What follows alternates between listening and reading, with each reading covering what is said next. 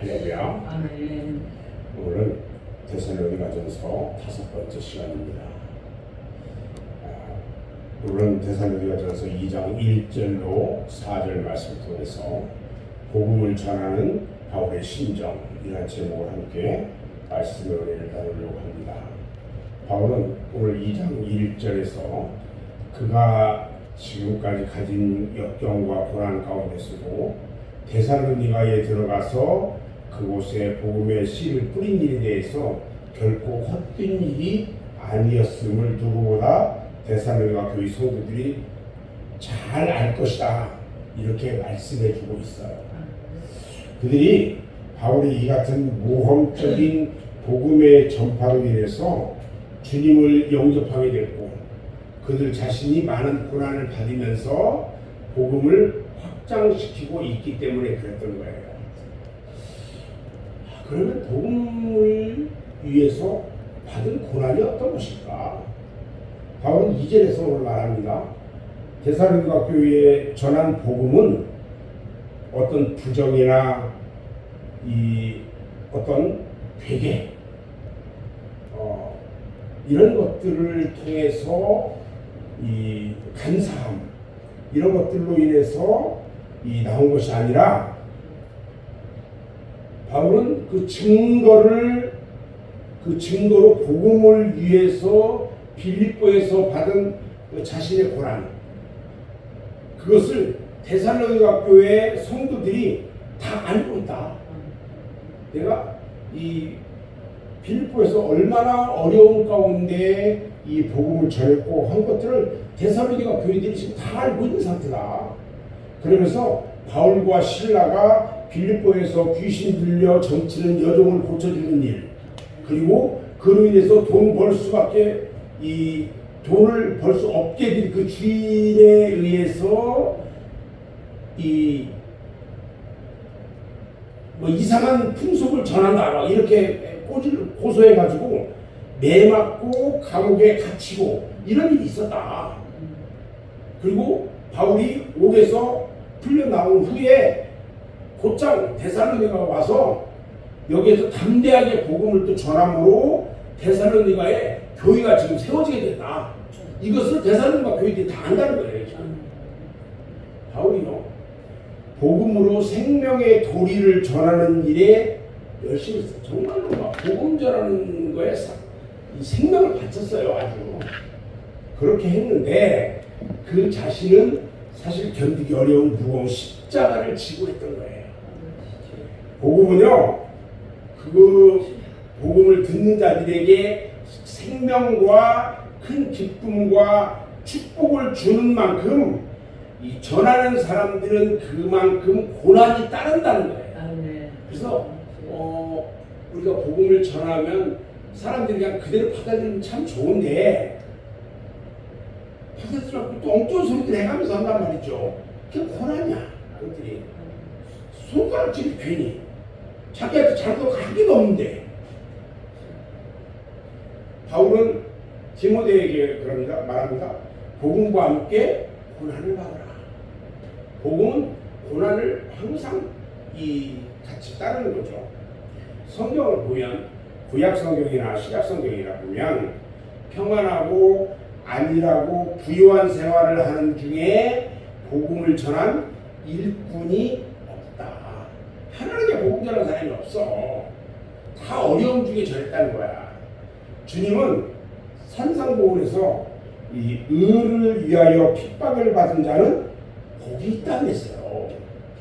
그 의는 하나님의 의를 전달하는 복음을 말하는 거야. 하나님의 의를 전달하는 복음. 복음의 일꾼이라는 얘기예요, 한마디로. 예수님께서는요, 또 나를 인하여 너희를 욕하고 핍박하고 거짓으로 너희를 거슬려 모든 악한 말을 할 때에는 너희에게 복이 있다, 이렇게 하신 말씀 중에 나를 인하여 이렇게 말합니다. 나를 인하여, 나 때문에 너희가 욕먹고 핍박받고 이런 모든 것들, 이것이 주님을 증거하는 복음을 말하고 있다는 거예요. 주님을 주님의 복음을 전하는 이 복음의 증거자들은요, 핍박받고 고난받고 꼭 한다는 얘기야. 사도행전에 나오는 모든 그리스도인들의 증인들을 보면요, 대부분 다 고난과 핍박으로 얼룩져 있어요. 사도행전은 사도 시대에 끝난 것이 아니에요. 그때만 끝난 게 아니라는 거지. 지금도 사도행전은 계속되고 있어요. 사도행전 29장이 계속되고 있단 말이죠. 그리스도를 전하는 그의 증인들은 사도들처럼 사도행전의 거룩한 투쟁사에 기록될 하나님의 일꾼들이라는 거죠. 우리가 복음을 전하는 것은 그리스도의 투쟁을 위한, 복음을 전하기 위해서 싸우는 일꾼들이라는 거죠. 사도 바울이요, 이런 복음을 전하는데 사도 바울의 심정은 어떤 마음으로 이 복음을 전했을까? 바울이 처음에요, 데살로니가 교인들에게 복음을 전하면서 권면하고 했단 말이죠. 이 같은 바울의 권면이요, 인간의 어떤 허영이나 명예나 욕망을 채우려고 했던 것이 아니다, 이렇게 말해요. 바울은 이것이 어디에서 나왔다고 얘기하냐면 간사함에서 난 것이 아니다. 그들에게 잘 보이려고 막 하면서 이렇게 한 게 아니다. 간사하다는 것은 무슨 말이냐면요, 간사하다, 우리가 이런 이야기를 쓰는데, 이 말은 다른 사람을 속이기 위해서 바르지 못한 것을 받아들이도록 꿰어내는 사탄의 간교함이에요. 사탄은 에덴에서요, 이 같은 간사함으로 아담을 속였어요.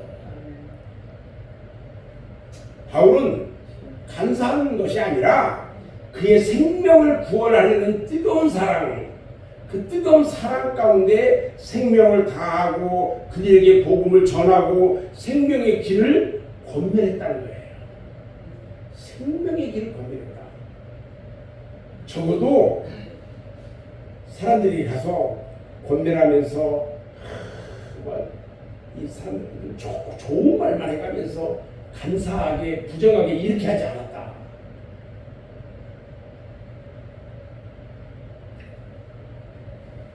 다른 사람을 박탈의 길로 이끌고 함정에 빠뜨리는 것이 뭐냐면 꾀를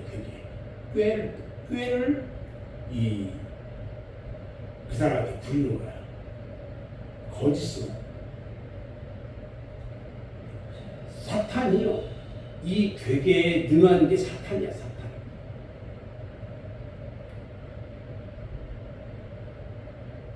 우리 주변에서요, 우리를 노리는 이단의 무리들은요, 이 괴계로 다가옵니다, 우리에게. 그리고 우리를 돌이킬 수 없는 함정 속에 집어넣어요.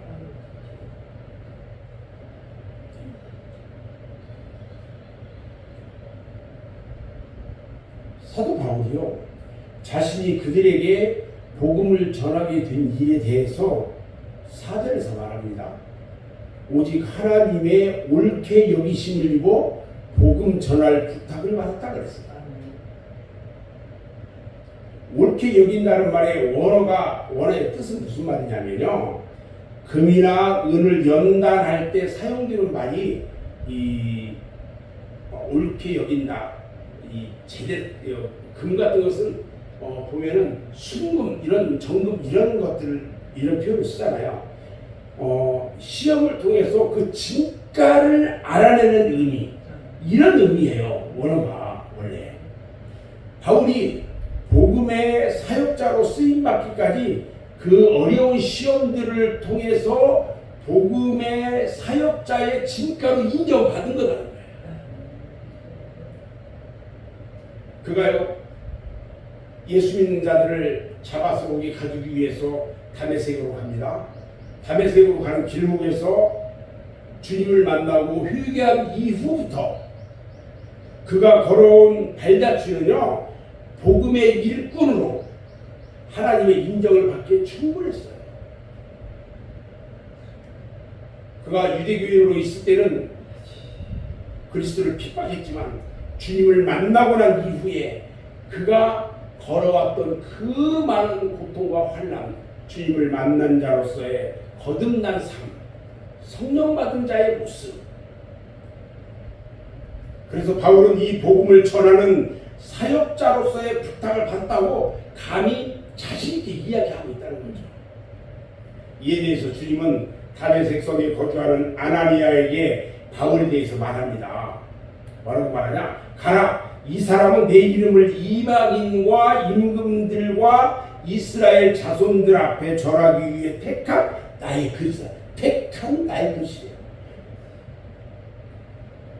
사울이 바울이 되고 주님이 택한 그가 이방인들과 온 나라에 다니면서 복음을 전할 사람이라는 거예요. 이거 주님이 택한 자예요. 바울은 이 같은 주님의 부탁을 받고 데살로니가 교인들에게 복음을 전했던 것은 분명히 이 복음을 전하는 자로서 그 일을 다 하고 우리 마음을 감찰하시는 하나님을 기쁘게 하려 하려고 했어요. 우리 마음을 다 알고 계신 그 주님 앞에 기쁘게 해드리는 그 일을 하기 위해서 그가 택함을 받았던 거예요. 하나님을 기쁘시게 해드리는 일을 한다는 것은 뭐냐면 아무것도 두려울 것이 없고 생명까지 아끼지 않고 복음을 전하는 거다. 결론적으로 이런 거예요. 우리가 주를 위해 하는 모든 일에 대해서 바울처럼 하나님의 부탁을 받았다는 그 사명을 가지고 우리를 충성해야 한다는 거예요. 사람을 기쁘시게 하는 일은 주의 일은 아니에요. 사람을 기쁘게 하는 것이지 주의 일을 하는 건 아니야. 우리를 검증하고 주의 일꾼으로 뽑고 우리에게 부탁하신 그 하나님을 기쁘게 해드리는 우리의 모습이 되어야 한다는 거예요. 아멘. 오늘 7월 첫날인데 우리가 월사로 이렇게 또 첫날 시작하면서 주님 앞에 지금 날씨는 좀 많이 뜨거워요. 뜨겁고 오늘 또 비가 또 내리기 시작하는데 우리의 몸과 마음이 오직 주님의 복음을 위한 택함받은 자로서의 삶을 우리가 다시 한번 기억하고 그처럼 우리도 주님 앞에 기쁨의 일꾼들이 되어지기를 주님의 이름으로 축원합니다. 아멘. 기도하겠습니다.